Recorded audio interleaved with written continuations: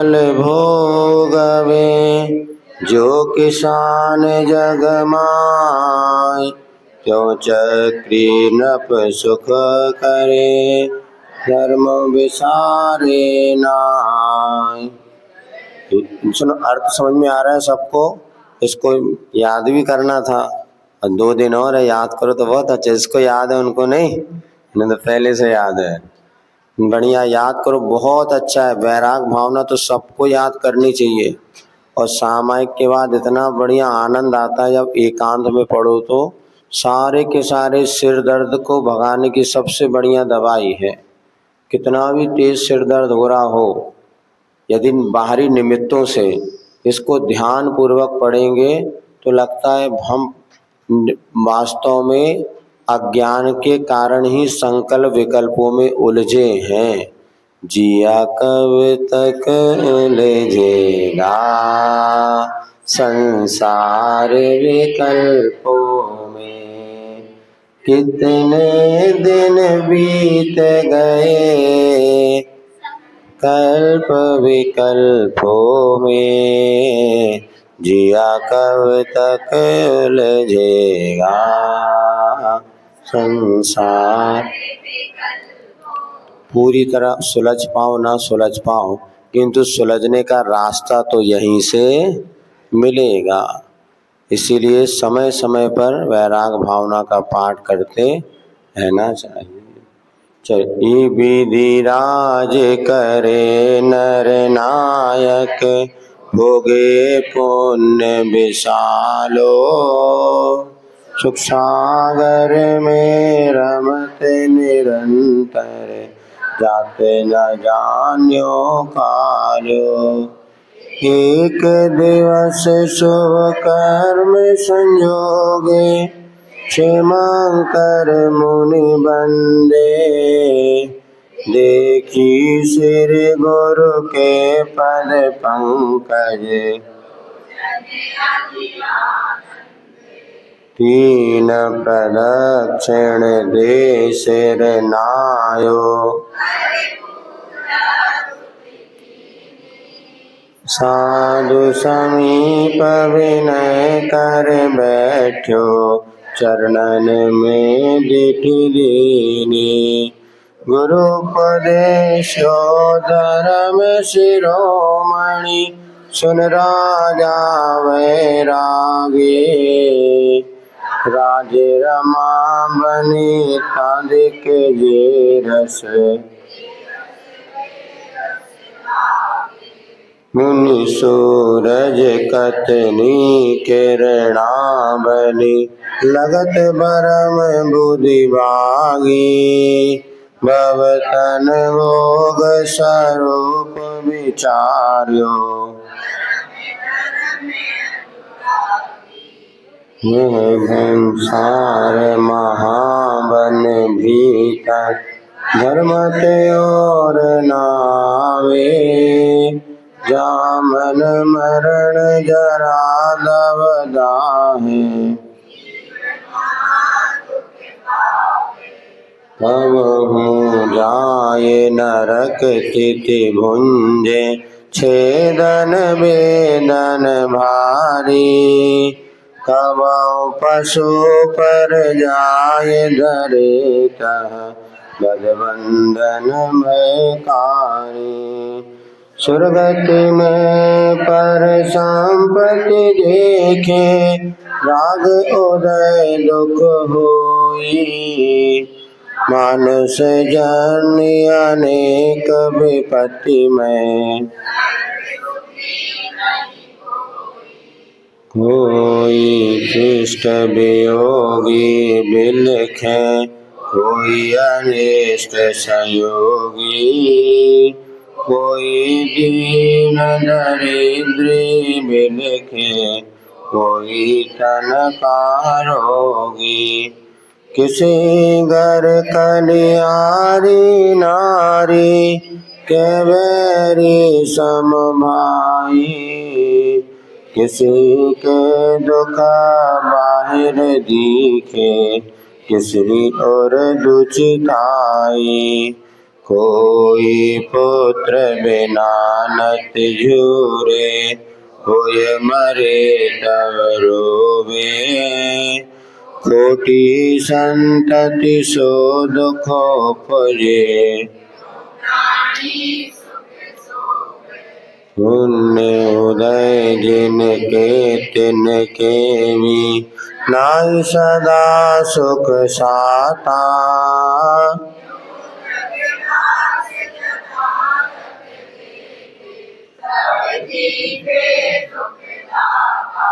जो संसार विषय सुख होता, तीर्थंकर क्यों त्यागे। काहे को शिव साधन करते, संयम सो अनुरागे। पावन अतिर घिनावन, या में सार न कोई। सागर के जल सो शुच कीने, शुद्ध न होई। सात को रात भली मन मुँह, चर्म लपेटी सोए। अंदर देखत आसम जग में, खबर अपावन को है। नौमल द्वार श्रवे निशिवासर, नाम लिए गिन आवे।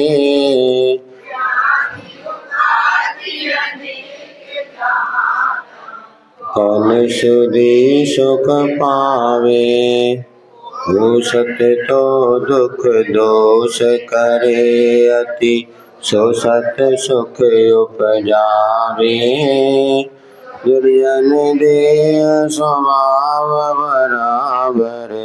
मूर्ख प्रीति बढ़ावे, राचन जोग स्वरूप नया को। निर्जन योग सही है, यतन पाए महातप कीजे।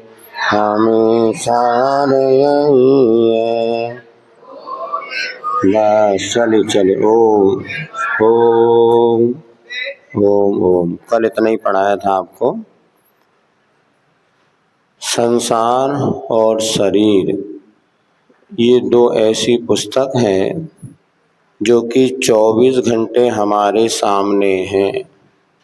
ना कभी पानी में ये पुस्तक गलती है, ना अग्नि में जलती है, और ना हमसे दूर होती हैं। आचार्य कहते हैं, ये जो जगत काय स्वभाव व संवेग वैराग्यार्थम, यदि हम चाहते हमारे धर्म के प्रति प्रीति उत्पन्न हो, तो संसार के स्वरूप का चिंतन करना, और वैराग्य उत्पन्न हो तो शरीर के स्वरूप का चिंतन करना। जगत काय स्वभावो, इसके स्वभाव का चिंतन करना। महाराज वैराग्य से क्या फायदा है? वैराग होने से फायदा है कि राग करने में फायदा? बोलो, झूठ बोले कौआ काटे हो। महाराज आप तो राग की बात बताओ। प्रेम भाव हो सब जीवो, ये अच्छा है। हाँ ठीक है, वो भी अच्छा है, लेकिन ध्यान रखो, जैसे मूक माटी में अपन ने पढ़ा ना, एक गुलाब का फूल है और एक कांटा है। फूल तो राग का प्रतीक है और कांटा वैराग्य का प्रतीक है। एक सीमा तक तो राग अच्छा, उसके बाद वह राग भी दुख का कारण बनने लगता है, तब वैराग ही अच्छा लगता है। सब में शिखर के जब तक नीचे रहो तब तक स्वेटर सब अच्छी लगती है ठंड के दिनों में, और जैसे पहाड़ पे चढ़ो और गर्मी लगती तो वहीं वैराग्य होने लग जाता है। वैराग मेवा भयम, यदि संसार में कोई व्यक्ति निर्भय है तो वही व्यक्ति है निर्भय जिसके पास वैराग्य हो। और वैराग करते ये भी नहीं कि 24 घंटे बिल्कुल छोड़ दिया, नहीं, इसको कहते हैं तत्व ज्ञान। वस्तु स्वरूप को विचार, वस्तु स्वरूप विचार खुशी से सब दुख संकट सहा करे। जब हमारे मन में वैराग होता है से बड़े कष्टों को सहन करने की हमारे पास क्षमता आ जाती है। सुख में मग्न हो कभी ना फूलें और दुख में कभी ना घबराएं। कई लोग थोड़ी से सुखी होने पर इतने फूल जाते हैं, जैसे गुब्बारा होता ना, बिल्कुल फूल जाएंगे, और थोड़ा किसी ने कुछ कह दिया तो किशमिश जैसे पिचक जाएंगे। या तो खूब हंसेंगे या खूब रोएंगे। इनकी दशा बड़ी विचित्र है। लेकिन ना ज़्यादा प्रसन्न होना, ना ज़्यादा उधर डिप्रेशन में जाना, मध्यम की स्थिति जो होती है वही वास्तव में समता परिणति है। ये समता परिणति ही हमारे लिए सुख का साधन है। आपने आचार्य महाराज के दर्शन किए, देखो आचार्य महाराज के सामने कितनी भी विपरीतता रहती हो, कभी वो अप्रसन्न नहीं रहते थे। तो ये वैराग्य भावना पढ़ने से ऐसा नहीं कि कोई मुनि बन जाएगा, दीक्षा ले ले, आर्य का बन जाए, इतना हंसी खेल नहीं है। पाठ पढ़ने से अगर वैराग हो जाता होता तो आज सब वैरागी बन जाते। का है ब्याह के पहले से याद है वैराग भावना, तो देखो पूछो मत ऐसे वैराग भावना तो ब्याह के पहले से याद है हमारा। 12 भावना पहले यही होता था। बचपन में पाठशालाओं में हमने देखा, हम लोग नहीं पढ़ते थे किंतु सब बहनें पाठशाला अनिवार्य रूप से जाती थी। वो बाई जी रहती थी, जैसे अभी पढ़ के चलेगी ना वो बिन्ना, अब उसके छोटे से मोड़ा ऐसे भग गई हो, जाना पड़ेगा, रोएगा नहीं तो वो। लेकिन मंडी तो वहाँ मंडी बामरों में बाई जी वगैरह वो सबको अपने पढ़ाना, और पूरा उनका जीवन ही इसी में निकल गया। और सब महिलाओं को, श्राविकाओं को 12 भावना, वैराग भावना ये बिल्कुल कंठस्थ होती थी। और जब भोजन बनाते थे, खाना चक्की वो आटा वगैरह पीसना, और कोई भी अच्छा, हमने तो ये तक देखा पर 10 लक्षण में शाम को सब बैठ करके अच्छी छेड़ाला पढ़ते थे, वैराग भावना पढ़ते। अब पता नहीं क्या होता, अब तो बस झूम झूम करो तो दिखेंगे, और जहाँ तबला मजीरा गया तो सब अपने घर। छेड़ाला हमने खुद पाठ किया, बैठते थे पूरे समाज के अच्छे युवा युवती सब बैठ करके भैया लोग, और बढ़िया छेड़ाला जरूर पढ़ते थे। और छेड़ाला एक ऐसी अद्भुत ग्रंथ है, हम सबको कहते हैं मरने के वाले एक जरूर काम करना, मरने के पहले छेड़ाला जरूर याद करना। और आज सब लोग छेड़ाला आती क्या सबको? हाँ, अब 6 डाल याद करना बहुत अच्छी, निगोज से लेके सिद्ध तक की यात्रा का बहुत सरल शब्दों में वर्णन है। योग बनेगा अपन देखेंगे, लेकिन 6 डाला जरूर पढ़ो। और 6 डाला तो हर व्यक्ति को याद होना चाहिए, चाहे पुरुष हो, चाहे महिला हो, चाहे भैया लोग हो, मैंने सबको 6 डाला याद करना। ये वैराग्य हमारे लिए किस समय दृढ़ता प्रदान करेगा। सारे की सारी मेडिकल चिकित्सा पद्धति फेल हो जाएगी, लेकिन ये हमारी आगम की चिकित्सा पद्धति कहीं फेल होने वाली। बड़े बड़े लोग जैसे महाराज में ऐसे डिप्रेशन की स्थिति में लोग, सामान्य व्यक्ति पहुंच जाएं, लेकिन अच्छे अच्छे श्रावक श्राविका, और वो उससे उभरते हैं। ये सम्यक ज्ञान का परिणाम है।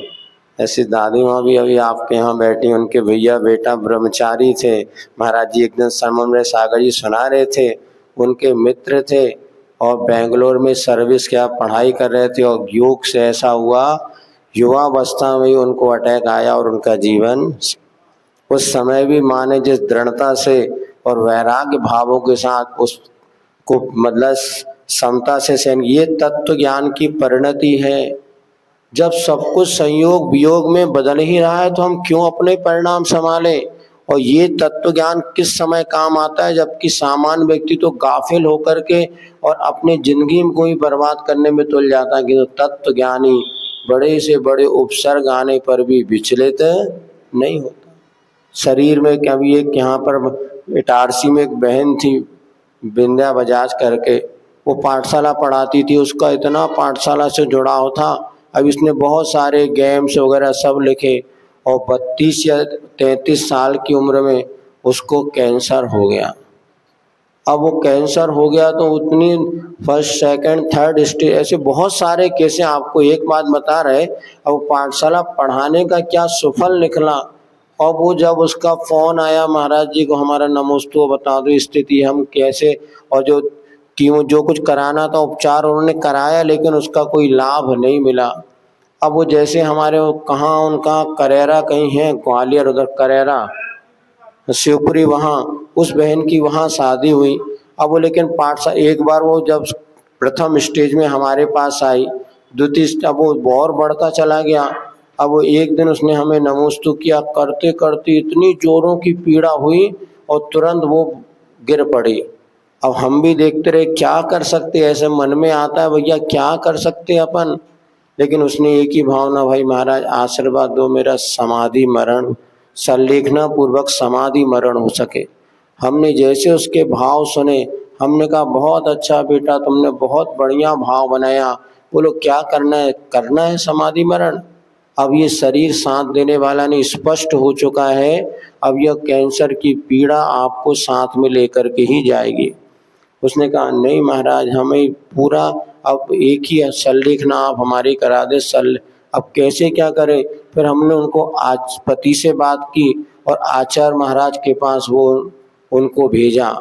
हमने कहा जाओ अब अस्पताल बॉम्बे बेना बेंगलुरु कहीं मत जाओ, तुम तो सीधे गुरु जी के चरणों में जाओ। और वो गाड़ी करके पूरे परिवार भी इतना अच्छा मिला।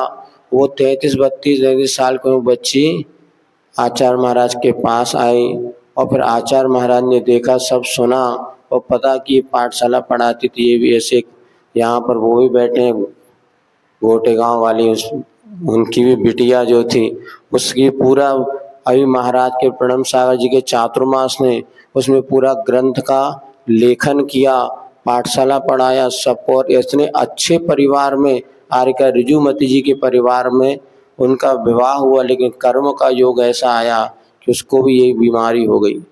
उसने भी बहुत अच्छे गुरु, तो वो बेटी जब फिर आचार्य महाराज ने उनको आदर्श आर्यका आदर्शमती ललितपुर में थी वहाँ पहुँचाया या कहीं पर थी, और वहाँ उसकी संलेखना पूर्वक उसने देह का त्याग।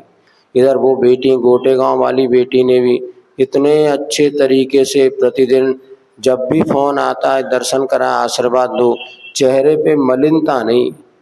इतनी बड़ी बीमारी, छोटे छोटे 2 बच्चे गोद में, लेकिन फिर भी उसके चेहरे पर ऐसा ही हमारा कर्म कोदय था। ये शरीर का स्वभाव ही ऐसा ही, निस्दिन पोसे तू क्या तू तू नित पोखे यह सूखे जो मैली तो होवे, निस्दिन करे उपाय देह का रोग दशा फैली। ये तत्व ज्ञान उनको हमें यही लगता है। देखो गृहस्थ आश्रम में भी रहते हुए और जब ऐसी परिस्थिति बनी ऐसे विशुद्ध पढ़ना, उसकी तो प्रतिमा वगैरह भी शायद किस ले ली थी ना, 10 प्रतिमा लेकर के, उसकी 35 साल की उम्र की होगी, 35-36 साल की उम्र में 10वीं प्रतिमा लेकर के आर्यका संघ के सानिध्य में, और छोटे छोटे 2 बच्चे हैं उसके, हाँ 4 महाराज सबके साने, और बहुत अच्छे से उसने अपने अंतिम जीवन का अंतिम उपसंहार 36-37 साल की उम्र में। ये दृढ़ता किसका परिणाम है बोलो तो? इसलिए ये मत सोचना कि हमारा पढ़ा हुआ सब व्यर्थ जाएगा। आज हमें लगता है हम इतना पढ़ रहे हैं, लेकिन थोड़ा सा मोबाइल ही खोल के देख ले तो सारा बैराग पानी में बह जाता और राग पे। लेकिन ध्यान रखना ये ज्ञान के संस्कार नष्ट नहीं होते, थोड़ा सा भी विपरीत परिस्थिति हुई और तुरंत वो वैराग काम आता। उसने सब बोले हम किसी से राग नहीं, बच्चों से नहीं, उनके बच्चों को भी छोड़ दिया और बहुत बढ़िया ठाठ के साथ उसने अपने संलेखना जीवन का। और दूसरा होता तो तड़प तड़प के सारा और आर्तरोध ध्यान से मरता। बताओ ये कोई कम बात है क्या? इसलिए शरीर के स्वरूप को जानने के बाद बार बार जब अभ्यास करते हैं तो राग की परिणति तो कम होती है। तो निश्चित हमने अनुभव किया, पहले थोड़ी सी बीमारी में ऐसा डर लगता था अब क्या होगा, लेकिन कुछ नहीं, हम समाधि मरण करेंगे, अच्छा संलेखना पूर्वक हमारा मरण होगा, ये भाव भी स्वप्न में आ रहे हैं। और 10 दिन शिविर में बैठने के बाद स्वप्न में भी यदि कभी आ जाए कि हम मुनि बन गए और कभी हम आर्यका बन गए, ब्रह्मचर्य व्रत ले लिया, एक बार भी अगर आपके मन में भाव आता है समझना ये हमारे सफलता का लक्षण है। हमने तो एक बार देखा था बचपन में सपने में कि हम मुनि बन गए, एक ही बार देखा, शायद संग में आने का सही में मुनि दीक्षा क्योंकि पाप के तो सपने हम जिंदगी भर देखते हैं, किंतु आत्म कल्याण के विषय में कभी ऐसा स्वप्न दिख जाए तो समझना वास्तव में हमारी मानसिकता सकारात्मक है। और ये बिल्कुल मत समझना कि ये ज्ञान हमारे रोज सत्वार सूत्र पढ़ रहे, रोज प्रवचन सुन रहे, रोज छेड़ाला पढ़ रहे, वैराग भावना सब तो पढ़ रहे, होता कुछ नहीं। ये सब महाराज इस कान से, और दूसरे लोग ज्यादा दूसरों के लिए कहते हैं महाराज कछु फर्क नहीं पड़ रहा, कछु चिल्ला लो तुम एक कान से सुने वो कान से। लेकिन हमें विश्वास है कि जिसका उपादान सशक्त होता है, एक गुरु के मुख से निकला हुआ वचन भी उसके लिए जिंदगी परिवर्तन के लिए पर्याप्त होता है और होता भी है। कई लोगों का देखा है। अब पूरा कहाँ था प्रसंग सुनाए आगे भोग के विषय में, पंचेंद्रिय के विषय भोग जो हम आज अपने सुबह प्रवचन में जो लोग उपस्थित थे उन्होंने सुना था, कई लोग घर चले गए थे वो नहीं सुन पाए। तो पंचेंद्रिय के भोग किस तरह से हमारे लिए उपयोगी हैं, इस बात का वो वज्रनाभि चक्रवर्ती चिंतन करता है। उसको आगे पढ़ते हैं। भोग बुरे भव रोग बढ़ावे, बैरी हैं जग जी के, विरस होय विपाक समय अति, सेवत लागे नीके। वज्र अग्नि विष से विषधर से, ये अधिक दुखदाई, धर्म रतन के चोर चपल अति, दुर्गति पंथ सहाय। अब देखिए ये जैसा आपको बताया था कि एक एक इंद्रिय के वशीभूत हुआ संसारी प्राणी किस तरह से अपने प्राणों को खो देता है। तो 5 इंद्रिय के विषयों के जो भोग हैं 56 भोग, दुकानों के नाम है कालो 56 भोग, इंदौर में है ना 56 दुकान। हाँ भोग, ये भगवान को भोग लगा रहे हैं, ये कर रहे हैं। भगवान तो भोग से बहुत ऊपर उठ चुके हैं, फिर भी भगवान के बहाने से माल टाल तो पंडित जी का फायदा होता है। बोले भगवान को 56 प्रकार के भोग लगा, बाद में भगवान ने कुछ खाया क्या? वो तो भगवान के मुंह पे ले गए, बाकी रख दो भैया काम आएगा। लेकिन हम भोगी हैं। लेकिन ये भोग कैसे हैं? तो भव रोग बढ़ावे, संसार को बढ़ाने वाले ही हैं। और कैसे हैं? बैरी है जग जी के, अर्थात आत्म कल्याण के लिए शत्रु के समान हैं। बेरस होए विपाक समय, अति सेवत लागे नीके। जब इनका सेवन करो तो बहुत अच्छा लगता है, किंतु उसका परिणाम जब निकलता है तो कैसा होता है? बेरस।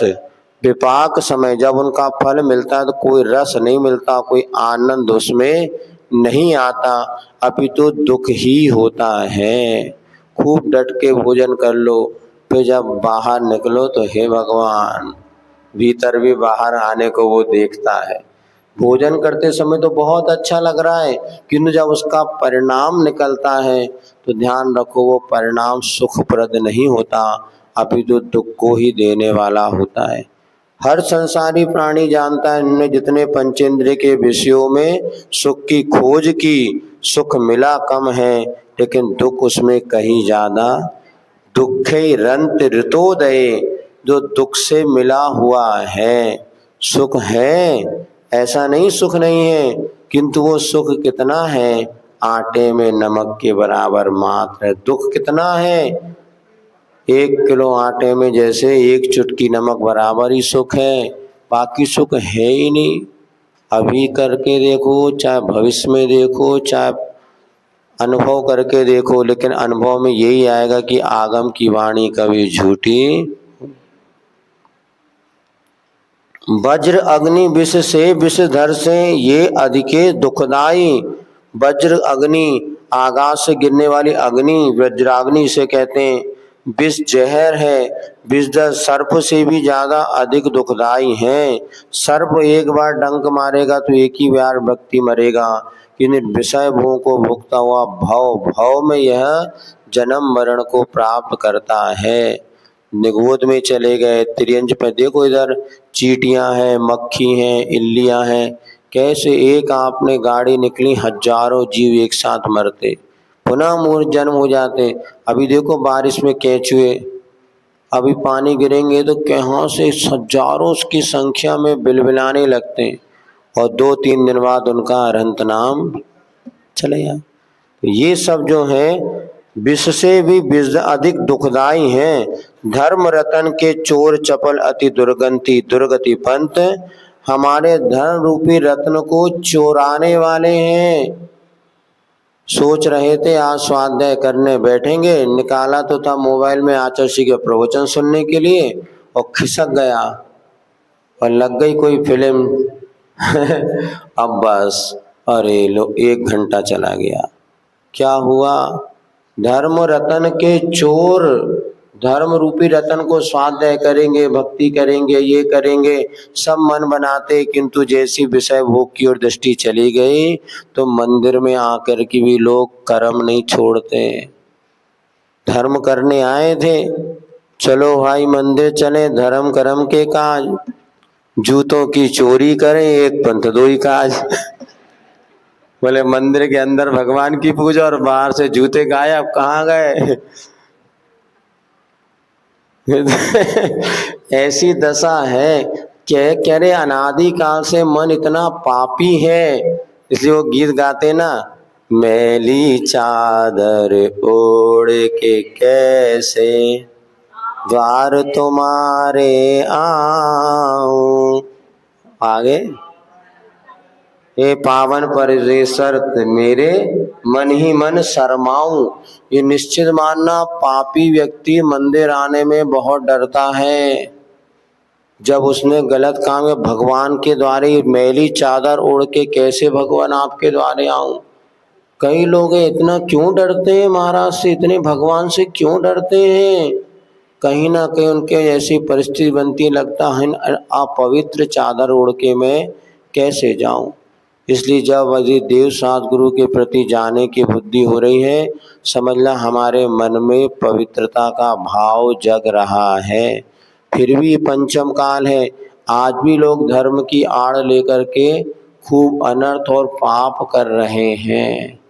मंदिर में आकर के भी धोती दुपट्टा बदलने के नाम पे पर्स ही ढूंढते रहते, किसके जेब में क्या मिल जाए। क्या करूं? महाराजों को नहीं छोड़ते, महाराज के पेन पेंसिलें ले जाते कई लोग। हमारे पास क्या, हमें भैया वो भी नहीं, बाके बाज उठा में हम देखते कहाँ गया, मम्मी कहते भैया गया तो जान दो, क्या करोगे, अपने को कौन खरीदा है। लेकिन कई बार लगता है कैसी व्यक्ति की राग की परिणति है, कैसे विपरीत संस्कार है। यहाँ आकर के भी अपन वैराग और ब्रह्मचर्य की बातें नहीं करते, यहाँ पर आकर के भी भैया कौन क्या हमारे रिश्तेदारी बन जाए, और ये बड़े बड़े आज धर्म का मुखौटा पहन करके ही कितना अधर्म हो रहा है। आप लोग तो रोज टीवियों में देख रहे हैं, बड़े बड़े बाबा जो धर्मात्मा थे आज शिक्षों के पीछे, सलाखों के पीछे चले गए। आए तो थे सबको धर्म का मार्ग बतलाने और स्वयं अधर्म में चले गए। इसीलिए ये धर्म रतन के चोर हैं। कौन? पंचेंद्री के विषय, और लगते थोड़ी देर के लिए, लेकिन वास्तव में पूरे संसार को नष्ट, अपने सुख को नष्ट, धर्म को चुराने के कारण बनते। मोह उदय यह जीव अज्ञानी, भोग भले कर जाने, जो कोई जन खाए धतूरा, जो जो भोग संजोग मनोहर, मन वांछित जन पावे, तृष्णा नागिन त्यों त्यों डंके। महाराज बात सब समझ में आ रही है, आप जितना समझा रहे ना उससे ज़्यादा समझदार हम हैं, फिर भी क्या करें। ऐसा क्यों होता है? तो मोह के उदय से यह जीव अज्ञान दशा को प्राप्त होता है। 8 कर्मों में मोह कर्म को राजा माना है। मोह कर्म क्या करता है? विपरीतता पैदा कर देता है, गाफिलता बना देता है। जैसे मदिरा पे, तो मोह को मदिरा के समान कहा है। सब जानते हैं, सब मानते हैं, फिर भी पता नहीं क्यों ये पड़ता है। कोपी गहनो मोह, कोई ऐसा गहन मोहनी कर्म है जो हमें फिर क्या करना।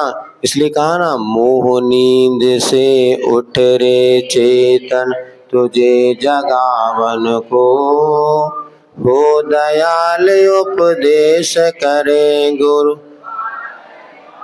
जब जिसके तीव्र मोहनी कर्म का उदय, उसको बार बार 12 भावनाओं का चिंतन करना चाहिए, बार बार 12 भावना पढ़नी चाहिए। ये दवाई मान के कि मैं जितनी बार 12 भावना पढ़ूंगा, लेकिन भावात्मक रूप से पढ़ना चाहिए। हम लोग क्या करते हैं, सुनो, पाठ करते हैं लेकिन मन में कुछ और चलता रहता। अब एक उपाय आप करके देखना, अपना पाठ अपने मन को सुनाना। ये जैसे आपका कोई मान लीजिए साथी बैठा है, सुनो, सुन नहीं रहे हमारी बात, सुनो, बार बार आप उसको अपनी बात सुनाने के लिए पीछे पड़। यदि वो दूसरा काम कर रहा हो और आपको अपनी बात सुनाना हो तो क्या करते, बोलो, जबरदस्ती सुनो, सुन नहीं रहे, सुन नहीं, उसको झंझोड़ते हैं। और जब वो अपनी बात सुनने लगता तो अपनी बात सुनाते हैं। अब मन को कहो, ए मेरी बात सुन, मैं जो बोल रहा हूँ सुन। पहले हमने प्रैक्टिकल सोचा कि अब बोलो जरूर, और मन को कहो, हे मन तू मेरी बात सुन। वो मन यहाँ वहाँ भाग रहा है ना, जो 12 भावना तो पढ़ रहे हैं, किंतु कोई दूसरी भावना याद आ रही, दूसरी भावनाएं चल रही। नहीं, मन को कहो, ए मन तू मेरी बात सुन, फिर धीरे धीरे पढ़ो। क्या पढ़ना है, मोह उदय, मतलब आप जो शब्द बोले वो आपके कानों में पड़े। ये प्रयोग करके देखना, हमने तो प्रयोग करके देखा, बड़ी हमें सफलता मिली। तो हमने कहा जो अच्छा माल होता है इनको ही बता दो। तो कुछ तो आप जब कभी कुछ भी पढ़ो, लपसी मत चाटो, मन में मत पढ़ो, थोड़ा बोलो और उसके अर्थ से भावार्थ की ओर जाने का प्रयास करो। तो जो आपने 2 लाइन पढ़ी, अपने कान से पूछो, कान तूने सुना क्या मैंने क्या बोला? कान अलग है, मुंह अलग है ना। तो मुंह ने बोला, कान ने सुना कि नहीं सुना? देख लेना, आदि से आप अपनी बात सुन ही नहीं पा रहे। हमारी बात सुन रहे कि नहीं सुन रहे हैं? तो कौन सुन रहा है? कान ना। अब अपने मुंह से बकरो बकरो बोलो। अब देखो, कान सुन, यदि आपका कान आपके वचन सुन रहा है, समझ लेना 50% मेडिटेशन हो गया। हम बोलने के बाद हमारे कान ही हमारे, और फिर अगर मन आपकी बात सुन ले तो आपको अपने आप 2 पंक्ति भी पढ़ोगे तो देखो उसमें आनंद आएगा। कहाँ रुकना, कहाँ, प्रभु पतित पावन, बस साता पकड़ो, साता पकड़ो, पता है तुम सबको यार, ऐसे तो रोज ही पढ़ते आ रहे बेटा। अब प्रभु पतित जैसे पावन बोला, कानों ने सुना, फिर मन ने भी सुना। हाँ, बहुत बढ़िया कहा आपने, प्रभु पतित पावन। अरे भगवान तो पतित से पावन बन गए। फिर अगले, मैं अपावन, फिर थोड़ा सांस ले लो, कोई पॉइंट बदल गए ना। भगवान आप तो पतित से पावन है, तो मैं अपावन हूँ। अब फिर तीसरे पॉइंट आ रहा है, चरण आयो शरण। एक ही पंक्ति में 3 आपको ब्रेक हो गए। अब मन को कहो, बेटा मन तो थोड़ा ध्यान से सुन मैं क्या बोल रहा हूँ। प्रभु पतित पावन, मैं अपावन, चरण आयो सर। अब आपका मन कहेगा, हाँ सही में मैं आज भगवान की चरणों की शरण में आया हूँ। क्यों आया हूँ? भगवान आप तो पतित से पावन बन गए, किंतु आज तक मैं पावन नहीं बन सका। बस हमारे आज हम सब कुछ पढ़ रहे हैं, कर रहे हैं, लेकिन वो आनंद नहीं आ रहा। जैन दर्शन की एक एक क्रिया परम आनंद का कारण है। भोजन करो सो आनंद है, सो तो आनंद है, माला फेरो तो आनंद है, स्वाध्याय करो तो आनंद है। आनंद ही आनंद है, हमारा स्वरूप ही आनंदमय है। लेकिन हमारे मन वचन काया की एकाग्रता होती नहीं।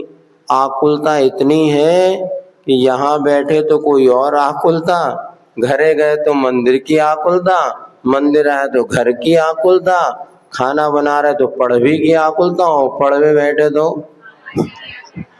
खाना बनाने की आकुलता करे का।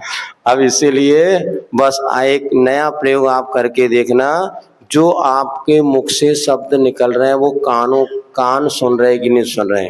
आज देखना, जब आप नमोकार मंत्र का जाप करो, माला फेरो सुबह सामायिक में, हम आपको बताए ना 99% लोगों की समस्या है कि माला तो फेरते हैं किंतु मन भटक जाता। अब आप यही करो, जो नमोकार आपके मुख से निकले वो आपके कान को सुनाई दे रहा कि नहीं, जागृति रखना। कान ने सुना, अब मन ने सुना कि नहीं सुना।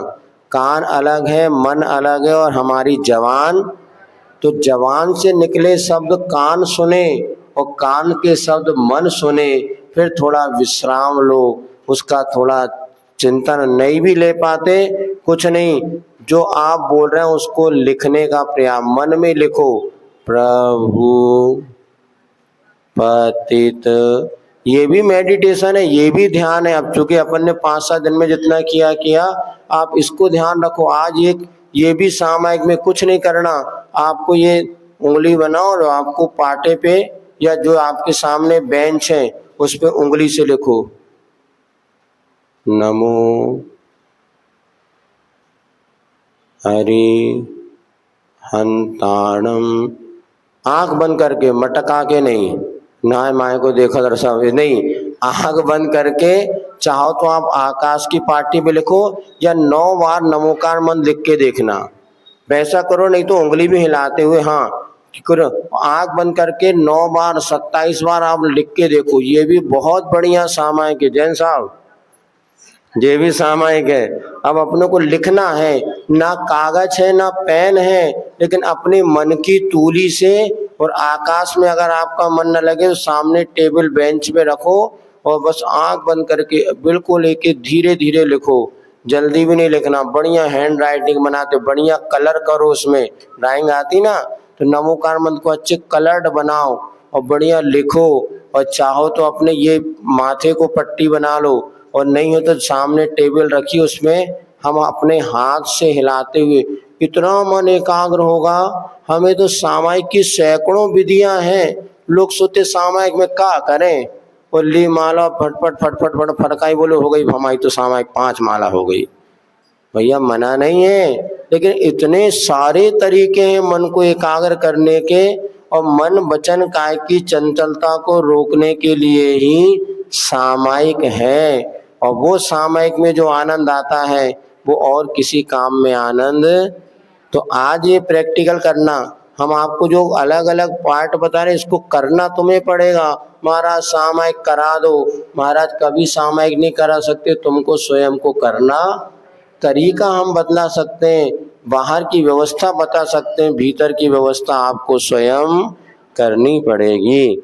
आज क्या करना है, 9 बार कम से कम या 27 बार नमोकार मंत्र आप लिखो, आंख बंद करके बैठ जाओ, जैसे भगवान बैठे हैं, बस नमोकार मंत्र लिखना प्रारंभ कर दो। और फिर रंग ले आओ, पेंट भरो माने रंग भरो, और बढ़िया नमोकार मंत्र लिख करके कॉपी में नहीं मन में, और अभी नहीं लिखना तो हमारी क्लास को क्या हुई है बताओ सब अभी कर लो। देखना जब कभी आप अभ्यास करके देखना, मन बनेगा तो बहुत अच्छे। आपको पदादि पद्धति, जब कभी सामायिक करने का मन हो तो सामायिक में नमोकार मंत्र लिख भी सकते हैं, इसका भी देखो मन की एकाग्रता।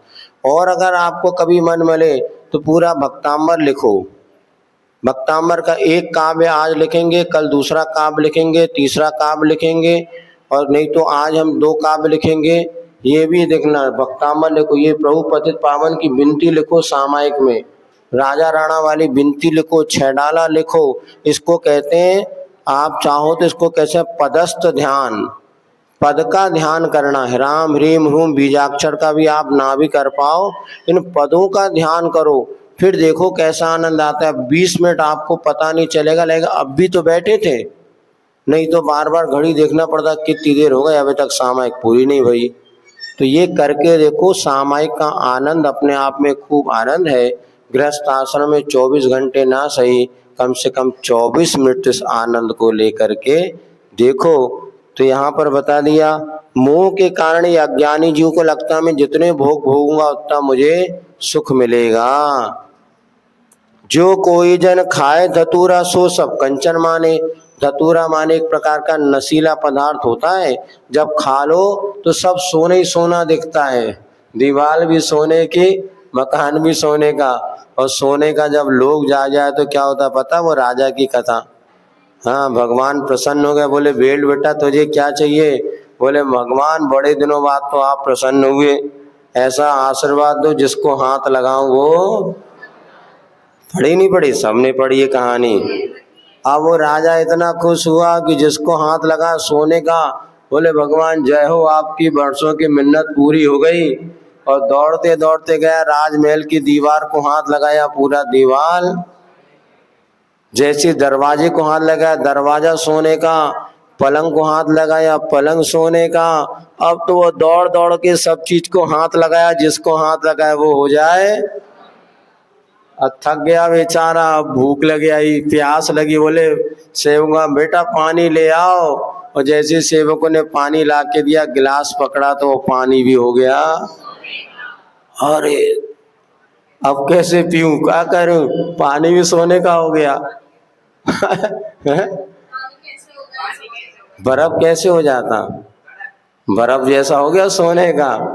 अब लिक्विड थोड़ी ना में। इधर उसने भोजन को हाथ लगाया, थाली भी सोने की, रोटी भी सोने की, खा लो बेटा। और शाम तक पूरा पागल हो गया। बोले भगवान बात समझ में आ गई, अभी तुम्हारी बात समझ में। और पुनः वो लौट के गया, भगवान अपना आशीर्वाद वापस ले लो, एक ही दिन में समझ आ गया कि सोने में सुख नहीं है। अच्छा, इसके बाद बता दे, उसकी बेटी आई, और बेटी ने कहा पापा पापा करते करते जैसे पिताजी ने उसको हाथ में गोदी में लिया, वो गुड़िया भी सोने की। अब तो अकल ठिकाने आ गई कि हाय हाय, सोने की इच्छा करने वाले, सोने में ही सुख नहीं है। और तब उसको बना समझ में आया, भगवान से कहा भगवान अपना आशीर्वाद वापस ले लो, मैं जैसा हूँ वैसा ही अच्छा हूँ, जितना हमारे पास है बहुत अच्छा है बेटा, ज़्यादा सुखी बनने की कल्पना मत करो। किसी हीरे से जब टूट गया, हीरे से पूछा बेटा तुम टूट कैसे गए? बोले मेरे जोहरी, मेरे टूटने की वजह मेरे जोहरी से पूछो, उसकी ख्वाहिश थी कि मुझे बहुत तरास आ जाए।